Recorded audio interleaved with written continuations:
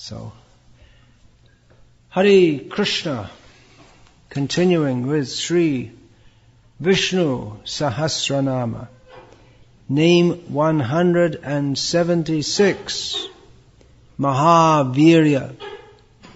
So this name is similar to Mahabala and Mahasaktih, which will come. Next name is Mahasaktih. Mahabala has just been said. It gives the sense of great prowess, great strength, great energy. Specifically, Virya means great potency. In this, potency means potential, something that can be expanded into something more. So Virya is also a name for semen. So the potency of the man mixes with the fermenting agent of the woman, and from that the child is born. But the potency that is required to be injected. So similarly, Lord Vishnu, he injects the potency for the whole universe to come into being. That Virya means also that within that little drop of semen is the essence, all the essence is required, which can then develop. So Vishnu, he is the essence of everything. He possesses the essence. He injects the essence which creates the whole universe. So a man is considered very strong if he can father many children. Then how strong is Krishna? How many children does Krishna have? How many? And not only that, but universes. Everything comes from Krishna. So how potent is Krishna? Also, he doesn't become depleted by using his strength. He doesn't become depleted. Any strong man, however strong he may be, if he carries many weights, or if he has to run and run and run, or swim and swim and swim, at some point he'll become depleted of his energy. He will become tired. Or if a man indulges in excessive sex indulgence, then he becomes weak. But Krishna, he doesn't become depleted. Of course, he also demonstrates pastimes of being tired, so that he can lie down and be massaged by his cowherd boyfriends. Or he's resting always on the Bhujaga Shayanam. He's resting on the body of Ananta Shesha. But it's not that he's tired in the way that we are tired, but that is only for his pastimes. Otherwise, there's no depletion of his energy. He doesn't become lesser by expenditure of energy, as we become less. But he, despite having all power and expending all power, never becomes, even in the slightest bit, less in his potency. In fact, his potency is always increasing. So this is the really virile person. Virya, virile. Two words sound similar, don't they? So virya, the quality of I'm not sure if that's etymologically connected, but that appears to have. Also, Vira means hero, so that name is also there, Mahaviryah. So Virya suggests the quality that makes one heroic, that makes one strong. A hero is not only strong in body, but strong in mind to perform the right activity, even if it is difficult to do so, even if it's risky to do so, even a great sacrifice to himself. So simply to be strong or simply to conquer others is not enough to be a great hero, but one should do so only for the right cause. And at great sacrifice to oneself, one becomes Mahaviryah. So, yes, Krishna is the greatly potent one. And of course, all potency comes from Krishna. Whatever power we see in this world, whatever power any person can manifest, that power is derived from Krishna and is only a tiny spark of the potency that is Krishna. So, let's see what else is here.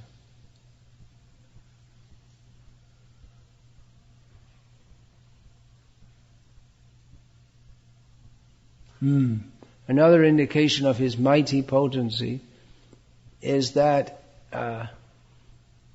even though by his mighty potency the wind blows, the sun shines, the rain falls, the planets move in their orbits, there's no expenditure of energy on his part. It is effortless for himself. Just like flowers give out their fragrance without any effort on their part. The smell of the flower is simply an intrinsic quality of the flower. It's not that the flower has to do anything to smell nice. So similarly, the Shakti, the potency of the Shaktiman, the one possessing the potency, it is a natural, inherent quality of his. He doesn't have to perform exercises to be strong. He's just naturally full of all potency.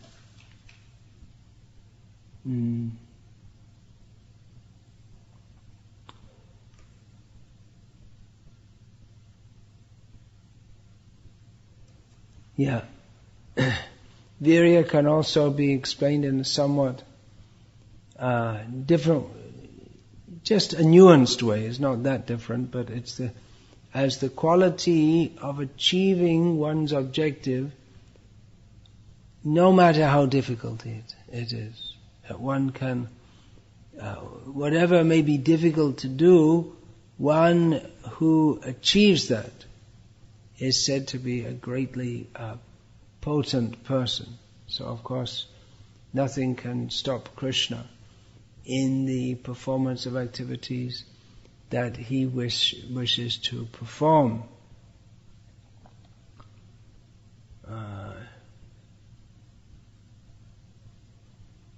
There are different kinds of energy. Creative energy, the energy for maintenance, the energy for destruction. One who has complete control of these and complete control of his own mind and senses, who is the benefactor to everyone. Such a person is fit to be called Mahaviryah. So, name 177, similar name, Mahasaktih. Shakti means energy or power.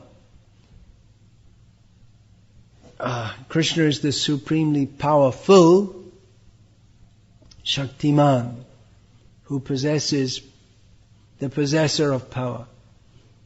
In Vedanta Sutra it is stated, Shakti Shaktimatora Bhedaha. Both the energy and the possessor of the energy are non-different. One cannot exist without the other. The source of all potency, or the fountainhead of all potency, naturally exists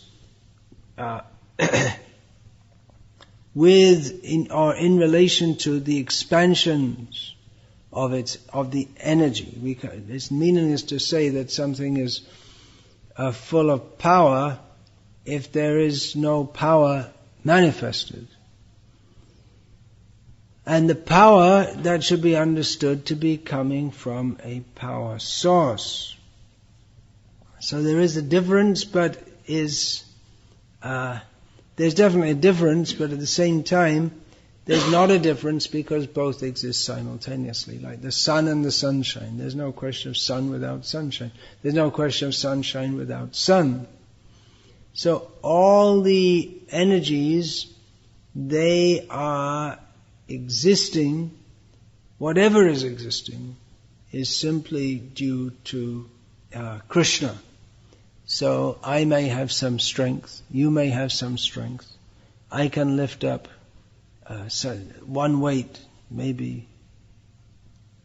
I don't know what my capacity is. I wouldn't like to test it after getting, you're not supposed to lift heavy weights, hernia, all this kind of thing. I don't know, maybe 50, 60 kilos or something like that. And someone who's very strong, they can lift maybe 300 kilos. I think, I've asked recently, that seems to be the present weightlifting champion of the world, around 300 kilos. But for Krishna, this is all very insignificant. And even Krishna, he lifts the whole universe, he can lift it up, he can push it down, he can juggle with different universes. Whatever power we have comes from Krishna, and his power is immeasurable. There's previously one name is just given, Mahabala, which is very similar to Mahasakti, but Mahabala, this gives the idea of physical bodily strength. But Mahasakti, that somewhat different, because it gives the idea of great potencies, various potencies. Those are described in Shvetashvatara Upanishad. Natasya karyam karanang cha vidyate natat samaschabhyadhikas cha drishyate parasya shakti vividhaiva shuyate swabhavaki jnana balakriya cha. It is described, he has got nothing to do. There is no one equal to him or greater than him. He, the Supreme, has many, many potencies. Parasya Shakti. That means there are many potencies of the Supreme Lord. Here he's called Mahasakti because he possesses all such potencies. And those potencies are differently named according to their functions. Here, Bala Shakti, the potency of great strength. Kriya Shakti, the potency for getting things done. So, in this way, there are various Shaktis of the Lord. Bhu Shakti is his energy, which manifests as the earth planet. Then he has so many others. Nila Shakti, Ila Shakti, and so many are mentioned in Shastra. So he is the possessor of innumerable Shaktis or potencies. There is one class of person who prefers to worship Shakti rather than Shaktiman. They prefer to worship the potency rather than the potent. But it makes more sense to worship the potent. Those who worship the potency, they are typically worshippers of Durga in her various manifestations. But they should know that she herself gets strength only from Krishna, and therefore to worship her without seeing beyond that to Krishna, who is the giver of all potency, the whole material potency, all summed up, all put together, as Durga, that is Mamatejong Shasambhavam, that is only a slight manifestation of his great potency. And then there are so many other potencies which make this material world possible. It's all coming from Krishna. And this is not even his main world. There's his own spiritual world which is beyond this. And that is also maintained by his own potency. So we can hardly imagine how great is Krishna. Just like an ant can hardly imagine how great is a human being. How physically powerful a human being is, it is beyond the scope of an ant even to imagine. How intellectually potent a human is, an ant cannot understand, because he's only in ant consciousness.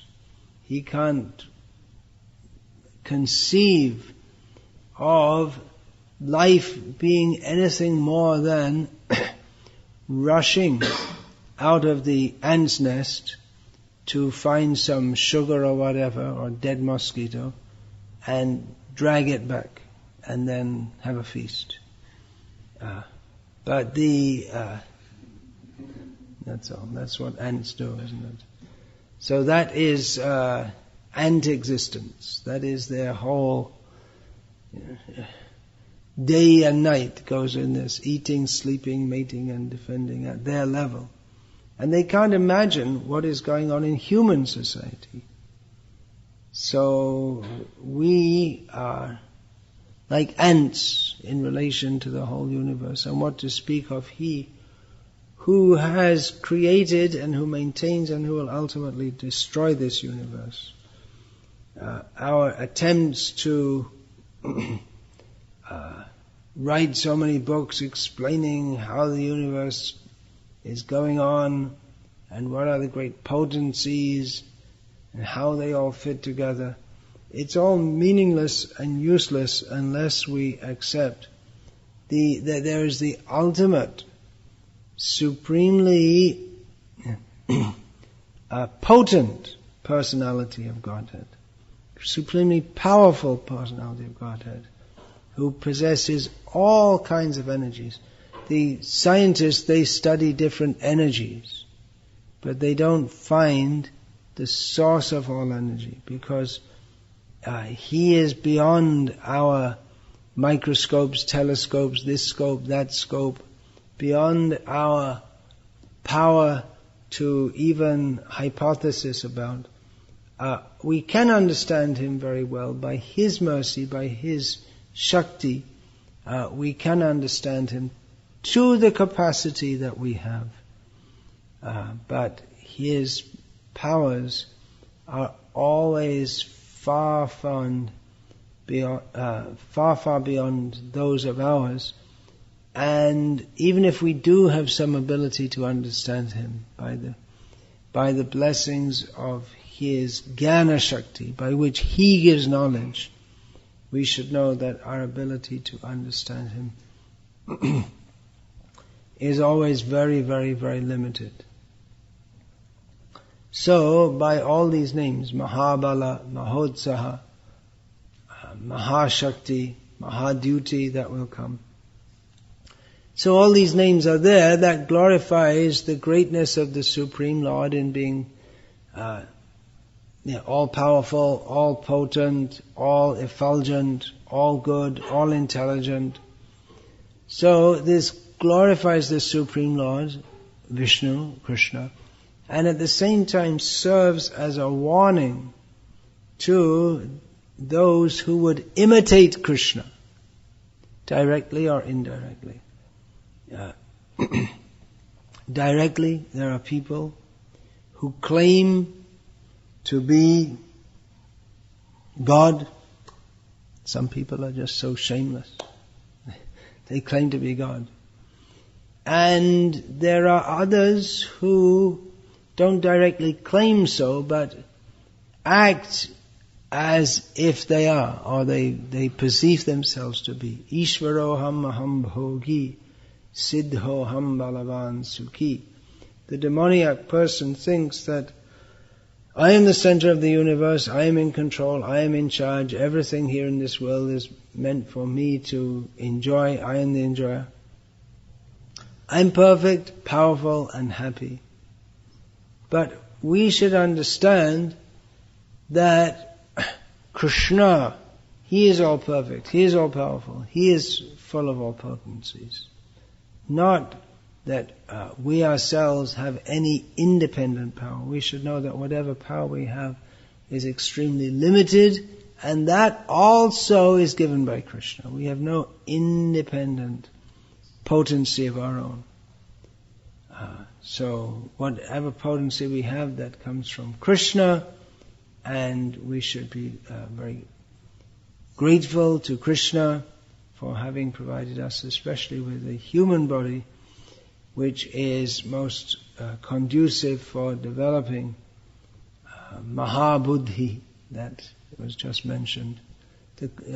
Well, we can't develop Mahabuddhi to the great extent that Krishna does, but our intelligence, if we understand to fix that on Krishna, well, that's certainly Maha, that's certainly great in relation to all the closed up intelligence of even people who are supposed to be great world experts on so many subjects.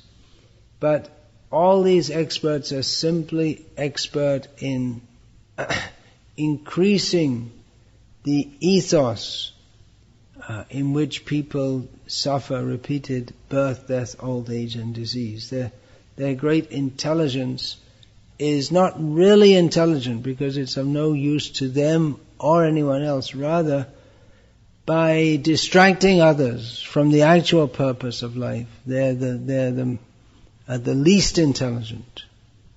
It's paradoxical that most of the people in this world who are considered to be the most intelligent are actually, in many ways, the least intelligent, although they may have the ability to gather information and then analyze it in various ways, because people respect them as the most intelligent people of the current times in the world.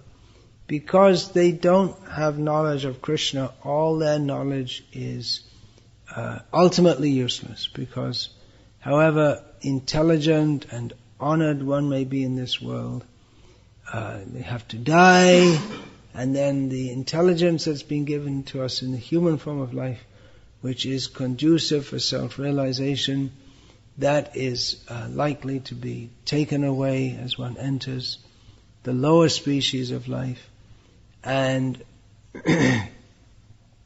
therefore whatever potency one has, that is lost. One's physical strength, one's mental strength, one's political strength, whatever kind of opulence one may have, that's just because it's material, it's just a temporary covering for the soul, for the spiritual consciousness, which places us into great illusion, thinking that I am so potent, I am so powerful, I am so happy. This I, and never remembrance of Krishna. So that is also another of Krishna's great Shaktis, the Maya Shakti, by which persons who are by nature full of love for Krishna, they come to this world and what do? They forget Krishna. So how is that possible? If the jiva is by nature part and parcel of Krishna and full of desire to serve Krishna, that is the natural, pure, liberated state of the living being. But somehow or other we have come to this material world and we are forgetting Krishna. How can we forget Krishna? How is it possible to forget Krishna? That is possible by his own agency, the illusory energy of the Lord. So this is another great Shakti of the Supreme Lord, that he provides a facility for everyone in the material world to forget him. How is that possible? By his great energy, the Mahamaya, that's just been stated here, that Yaya samohitam jiva atmanam tri gunatmakam. This material energy of Krishna keeps jivas who by their very nature are meant to be full of bliss in the service of Krishna. Keeps them away from Krishna. The consciousness does not run to Krishna because we are our natural propensity, that powerful propensity for loving Krishna has become covered by another potency which is there for forgetting Krishna. So that's also only possible by his Mahasakti, by his great potency, that he's able to, not that he does it directly, but this natural propensity of the soul to love Krishna, which is so powerful, that one who develops that potency by Krishna's mercy automatically crosses beyond the multiple covers of the universe, pierces through and enters the spiritual world. So that should be that feeling that we have for Krishna should be so strong that it automatically covers over Maya. But it doesn't happen. Why? Because Maya is one of the potencies of Krishna and is very powerful. So Krishna, by his energy, he covers our consciousness so that we don't remember how we're supposed to be living with and loving Krishna. That power of loving Krishna, that is more powerful than millions of armies. That is more powerful than the effect of the material nature, which gives us a certain kind of body in which we have to suffer or enjoy also, mostly suffer in this material world. But if we can take shelter of Krishna, who is with all potencies, even the Maya potency, that very powerful potency, that is only one of Krishna's potencies. So if we surrender to Krishna, Daivi Esha Gunamayi Mama Maya Duratyaya Mameva Ye Prapadyante Maya Metam Tarantite. That very powerful potency of Krishna, by which we remain locked in this material world, we can easily cross beyond that if we take shelter of Krishna. The materialistic people, they worship the external energy. They're called Shaktas. And they worship the material energy that's just coming up now, Durga Puja or Kali Puja. So they worship this external potency of Krishna. The devotee of Krishna worships Krishna, the potent, of whom that this whole display of the material world is simply a display of his potency. And he has a higher potency by which we can get free from this material condition also. So we should always remember that Krishna is the most powerful And although Maya seems to be very powerful, and is in fact very powerful, Krishna is more powerful than Maya. And that's true also in respect to the workings of the material energy. We may think that, the demons, they're controlling the world. What shall we do? What shall we do? Chant Hare Krishna. And that will, then we say, well, that won't stop Maya. Actually, it will stop the demons if enough people chant Hare Krishna, or even one person chants Hare Krishna with great purity. That will change the whole course of human society. People may ask us, what are you doing about this and that? What are you doing about the ecological issues and what are you doing about the terrible situation in the world? We're chanting Hare Krishna. What? Why don't you do something practical? This is the only thing practical. To attempt to juggle around within the morass of the material energy, then we just get sunk more and more in the bog, and we get more and more in a dangerous position. But if we take shelter of Krishna, and if we induce others to, then we can transcend this whole situation. Otherwise there's no solution to it. We may make some laws for cutting the emissions of carbon dioxide and all this kind of thing. But carbon monoxide or whatever.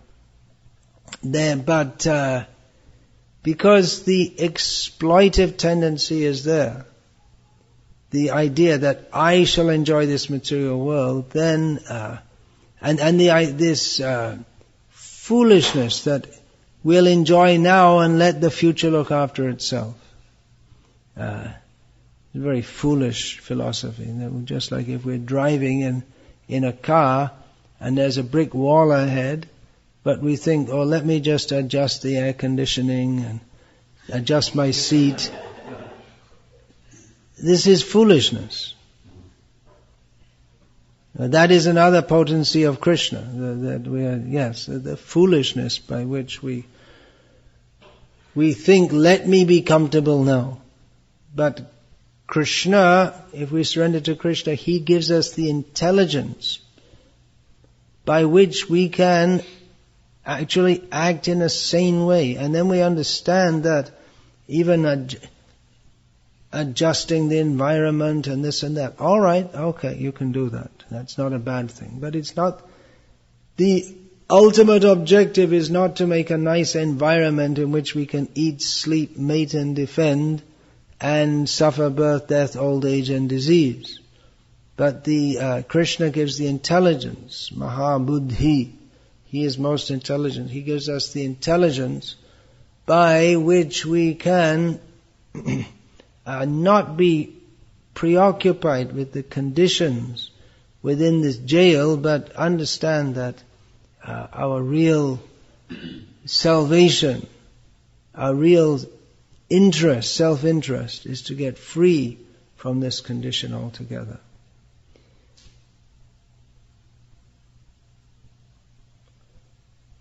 So, Shakti. Shakyata means possibility.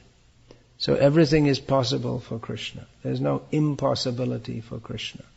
Krishna can do anything. Can Krishna create a weight so great that even He cannot lift it?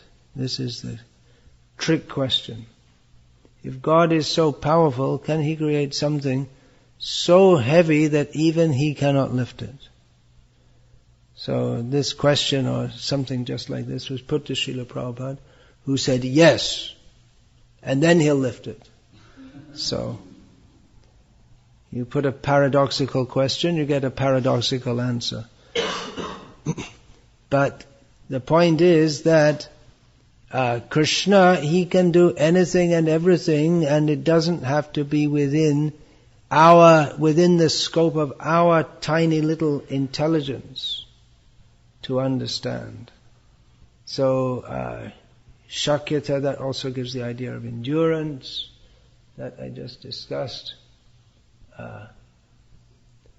These names, Mahabala, Mahodsaha, they're all very similar.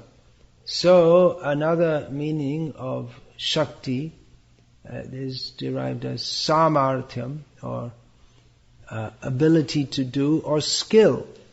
So he's the most skillful. Krishna is very skillful. He very expert.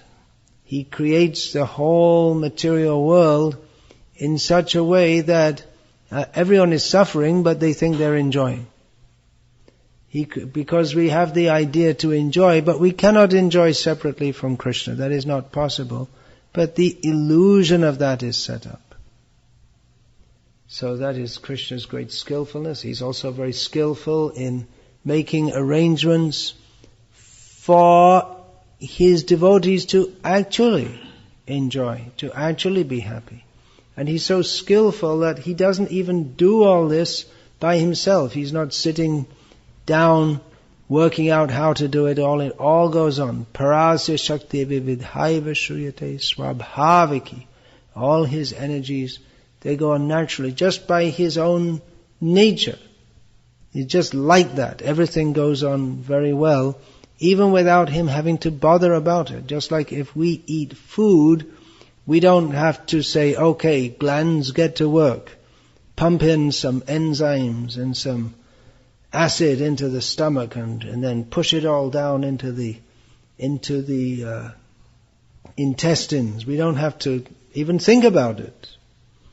Krishna's material energy arranges all of that. So similarly, Krishna, all his energies, they simply work as if automatically. He knows what's going on. He's conscious directly and indirectly conscious of everything.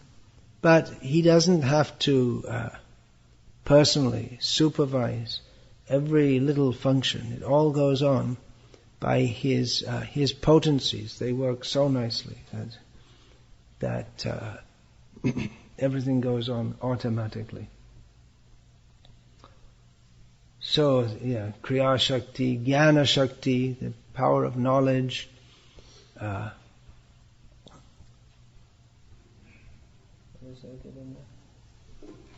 Ichha Shakti, yes, that's another important. These are all mentioned in Shastra. The power of desire, the power of knowledge, everything is perfect and complete within Krishna. And all these potencies he uses, he doesn't misuse them. People who have some power in this world, they tend to misuse that to exploit others.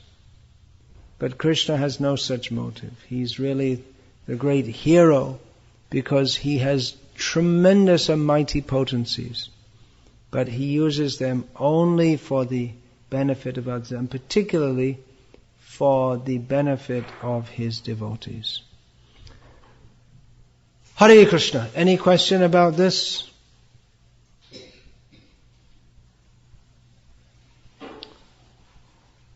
Scientist? Parasya, like para means beyond, but you were saying... No, para in this sense, the primary meaning will mean the supreme. Yeah, beyond, who is beyond all of us. So the supreme. Parasya means of the para. When you see this asya, you know that means of. Krishnasya. Like that. All energies work simply by his desire. He doesn't have to arrange them. Yeah, they are heard of in this way. They're in various ways. They are heard of in various ways. We can hear about them means they are known in various ways. In one sense, he has one potency, but that manifests in many different forms. So shruyate means are heard about, or literally means, heard about, described, mentioned, like this. And vividhaiva means in various. Vividhaiva, vividha. Iva means as if.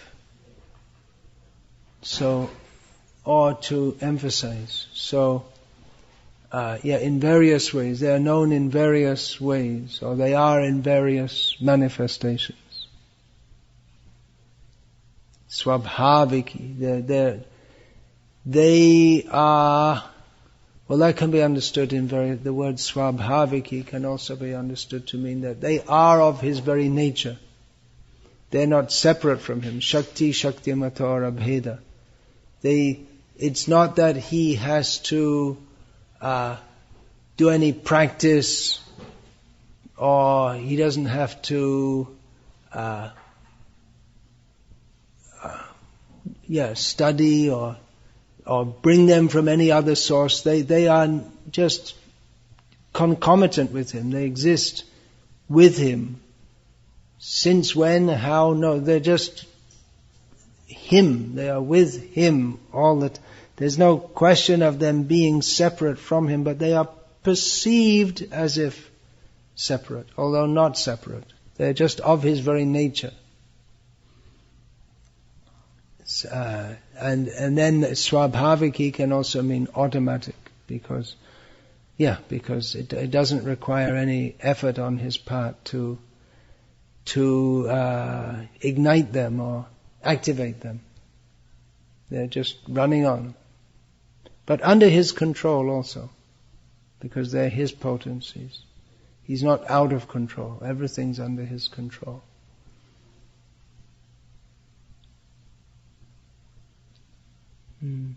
Avatar generally refers to Lord Vishnu, but Shaktivesh avatar is a jiva who's been so empowered that he can act. Well, avatar literally means one who descends. So, avatar, the word actually may be more suitable for a jiva who comes from the spiritual world to this world and is invested with a particular potency, Shaktyavesh, to act within this world on behalf of Vishnu, because Vishnu is always here. But it is called avatar because his various forms within the spiritual world become manifest in this world, with those forms which are not always manifest. But Vishnu is always here. So he's said to be avatar. Not that he jumps down from the spiritual world and lands without a parachute here. But he's always here, actually. He's always here. Sometimes he shows that pastime of coming from a long distance, as in the case of Gajendra. He came on the back of Garuda. But actually he didn't have to. He could have just appeared right there, just manifested himself and chopped the crocodile's head off. Or he didn't even have to come at all. But why does he come at all? Well, for the pleasure of his devotees. Otherwise there's no need for him to do anything. Natasya karyam karanam cha vidyate natatsamaschabhyadikasta drishyate. He doesn't have anything to do. But he acts simply for pleasure, that's all. And his pleasure is giving pleasure to his devotees. So like this, he comes specifically for the pleasure and uplift of his devotees. Otherwise, why should he come?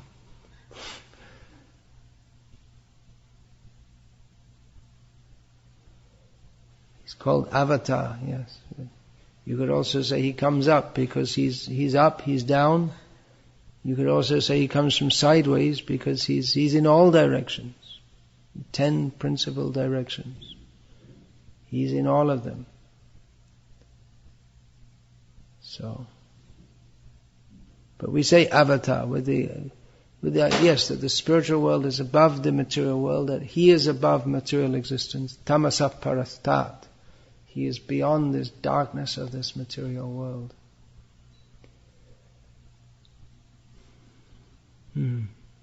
Anything else?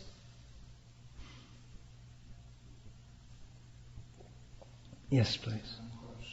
just would like to ask about how to increase a holy, strong desire to serve. How to increase a strong desire to serve? Well, you're lucky you have it. I didn't get it yet. You should tell me. But all these activities of hearing and chanting about Krishna, they're meant to help us advance in Krishna consciousness. So if we hear about Krishna, then that should increase our desire to serve Him, isn't it? You look confused. It shouldn't be confusing. It's a very straightforward principle. If we have developed faith in Krishna and serving Krishna, then by hearing about Him, that faith should increase. If we hear from devotees, if we don't hear from Mayavadis and other rascals, then naturally by hearing about Him, our desire to serve Him will increase. If we hear from Mayavadis, then our desire to serve Him will decrease. So don't hear from Mayavadis. The Mayavadis, we won't even believe that He exists if we hear from them. That they kill bhakti, even though they very snidely present themselves as being devotees, but they don't believe, they don't accept that Krishna is the Supreme Lord who we have to serve. So that kind of bhakti, that is not bhakti at all. That's worse than being an atheist. So we should be very careful not to hear from non-devotees. Sarvanash. Mayavadi Baha. Jibe Nishta Lagi Shutra Koilo Vyas Mayavadi Bhasha Shunile Hoy Sarvanash. Vyasadeva compiled the Vedanta Sutra for the benefit of the jivas. But if we hear the Mayavad commentary on that, then not only will we not be benefited, but we'll be completely destroyed. So be careful. Don't associate with Mayavadis. Hare Krishna. Srila Prabhupada ki jai. Shri Shri Gauranitai ki jai. Shri Radha Gopi Ballabh ki jai. Jagannath Subhadra Baladev ki jai. Hare Krishna.